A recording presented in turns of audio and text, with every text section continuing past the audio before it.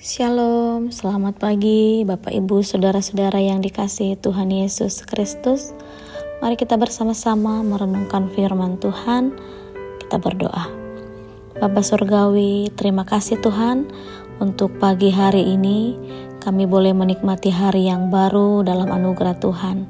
Sebelum kami melanjutkan aktivitas kami mau membaca dan merenungkan firman-Mu. Berkati kami, berikan kami pengertian, pemahaman akan firman-Mu. Dalam nama Tuhan Yesus Kristus kami berdoa. Amin. Saudara yang dikasihi Tuhan, firman Tuhan yang menjadi renungan kita pagi hari ini dari Hosea 13 ayat 1 sampai 16. Kita renungkan firman Tuhan dengan judul Ingat Kebaikan Tuhan. Kita baca ayat 4 sampai 5, demikian firman Tuhan. Tetapi aku adalah Tuhan Allahmu sejak di tanah Mesir. Engkau tidak mengenal Allah kecuali aku, dan tidak ada juru selamat selain dari aku. Akulah yang mengenal engkau di padang gurun, di tanah yang gersang. Saudara-saudara yang dikasihi Tuhan, kita mungkin pernah mendengar pepatah yang mengatakan kacang lupa kulitnya. Ini sering disematkan pada seseorang yang melupakan jasa baik orang lain. Mengingat jasa baik yang pernah kita terima adalah tindakan yang sepatutnya kita lakukan. Kita akan termotivasi untuk menebarkan kebaikan pula kepada orang tersebut maupun kepada orang lain.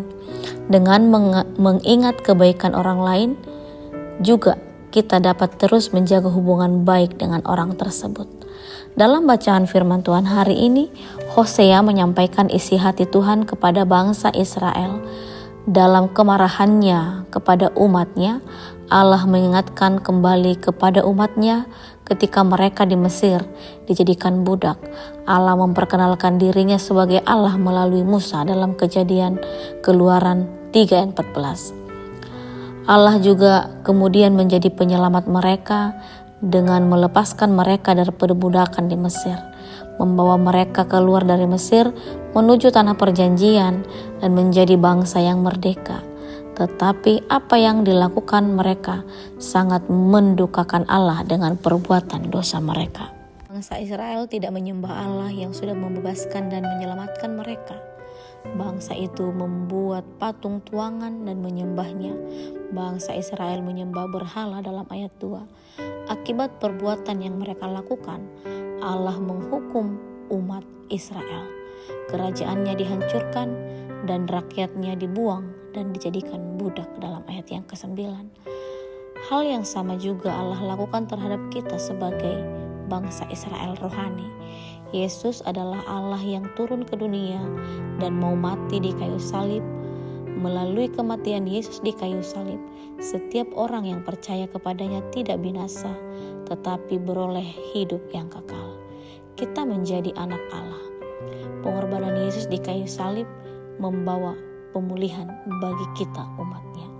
Perbuatan bangsa Israel jadikanlah sebagai pelajaran bagi kita untuk tidak menyia-nyiakan kebaikan Tuhan. Tetap percaya dan jadikan Yesus sebagai Tuhan dan Juru Selamat dalam hidup kita sekarang dan selama-lamanya.